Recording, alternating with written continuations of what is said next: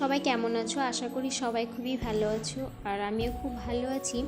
আজকে বেরিয়েছিলাম একটা বিয়ের বাড়ি যাওয়ার উদ্দেশ্যে, কিন্তু এদিকে এসে দেখি রাস্তাগুলো এত শর্টের রাস্তা, ডবল গাড়ি যাতায়াতের খুবই অসুবিধা। আর যে বিয়ের বাড়িতে যাব সেই বিয়ের বাড়ির মানে রাস্তাটা এতই শর্টে যে গাড়িটা আমাদের ঢুকলোই না, তাই হাঁটতে হাঁটতে পৌঁছে গেলাম বিয়ের বাড়ি। আর এই ছিল বিয়ের বাড়ির ফাইনাল লুক।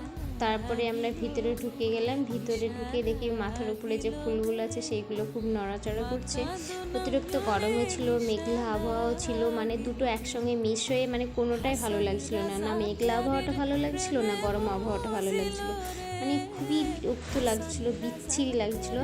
তারপর ভাবলাম বউকে দেখে আসি, নতুন বইয়ের জায়গাতে গিয়ে দেখি বউকেই পেলাম না।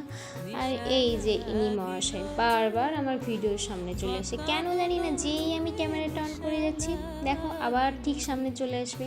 আমি তো বিরক্ত হয়ে ভাবলাম বরকেই দেখায়। এই ছিল বর জুস খেয়ে ঠান্ডা হচ্ছিলো। তারপর আমরা খাওয়া দাওয়ার জায়গায় চলে যাচ্ছিলাম। এখানে হচ্ছিলো খাওয়া দাওয়া।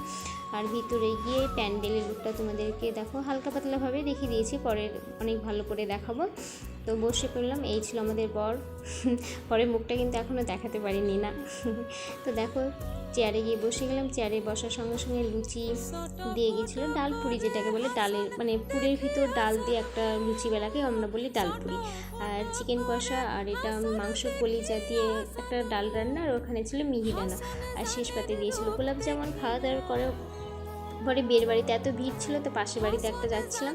পাশের বাড়িতে যেতেই দেখি একটা কুকুরে আমাদেরকে আহ্বান করছে, কিন্তু আমরা দেখে ফার্স্টে খুবই ভয় পেয়েছিলাম। ওখানে একটু বসার পরে চলে এসেছিলাম ফুচকা খেতে। আনলিমিটেড ফ্রিতে ফুচকা খেলে মানে যা হয় ভাবো, মানে ফুচকা খেয়ে পেট ভরে দিয়েছিলাম। Thank you.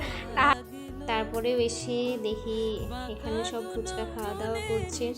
মানে আনলিমিটেড ফুচকা হলে ধরো যা হয়, মানে তাও সবাই ফুচকা খাওয়া দাওয়া করছেই। তারপরে আমার অতিরিক্ত ঝাল লেগে গেছিলো ফুচকা খাওয়ার কারণে। তারপর ভাবলাম একটু ফ্যানের বাতাস খেয়ে নিই। আর এদিকে আমাদের নেহাদি র্যাম্পে হাঁটার মতন হাঁটছিলেন, আর একটু ঘুরে ফিরে লুক দিচ্ছিলেন।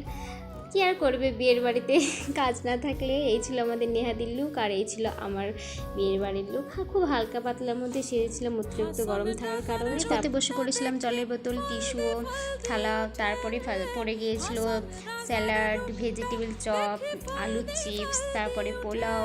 তার সঙ্গে ছিল হালকা পাতলা চিলি চিকেনটা আমার মোটামুটি ছিল, পোলাওটাও। আর দেখো আমার থালার অবস্থা কি করে দিয়েছে, খেতেই না খেতেই সব কিছু নিয়ে চলে এসছে। এরপরে আবার কি করছে দেখো, এরপরে আবার মাংসও দিয়ে দিল। আমি বারণ করলাম যে একটু পরে দিন, কে শুনে কার কথা, ওদের আর দিতে পারলেই তো বাঁচে। তারপরে শেষ পাতে ছিল 2 রকমের মিষ্টি, স্যালাড, পাঁপড় আর দই। আর এই ছিল বিয়ের বাড়ির প্যান্ডেলের ভেতরের লুকটা, দেখো কত সুন্দর না।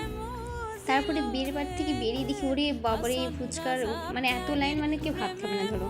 আর এই দেখো বাড়ি আসার সময় এতটা মেঘ উঠেছিল যে ভাবতে পারিনি যে আমরা বাড়ি পৌঁছাতে পারবো। খুবই মেঘ উঠেছিল। আর আল্লাহর রকম ভালোভাবে বাড়ি পৌঁছে গেছিলাম। সবাই চ্যানেলটাকে সাবস্ক্রাইব, কমেন্ট আর লাইক করে দেবো। Bye bye.